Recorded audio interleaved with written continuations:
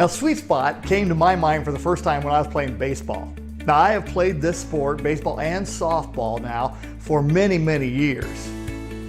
And I love this sport, and I've been told it's one of the most challenging sports there are because you're trying to hit a spherical object with a cylindrical object. And the reason it's very difficult is both of these objects are curved. Now, of course, the goal of hitting is to put as much of this object onto this object with the greatest amount of speed, timing, and power. And something very special takes place when the bat contacts the ball in the sweet spot, because the ball goes a long, long way. In Matthew 25, Jesus told the parable of the talents. And each of the three servants were given a talent. Talents was a portion of money, and it was all according to the ability that they had. And they each were condemned or commended based on what they did with the talents they received. They weren't commended or condemned for their abilities, because they each had different abilities. I was in a meeting with Stephen Gray when he used this parable to issue the challenge for church planting organizations to look for and commission a different kind of planter. He said every planting organization he knows is looking for the same type of planter.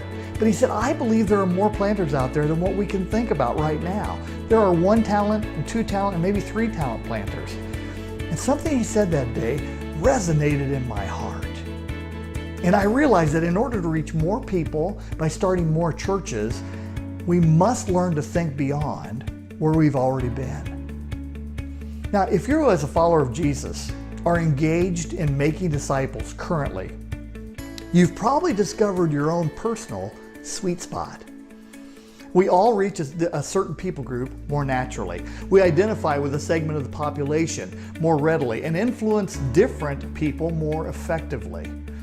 Our own personal sweet spot is an amalgamation of past experiences, interests, abilities, and upbringing. But I want you to know this: everyone has at least one sweet spot.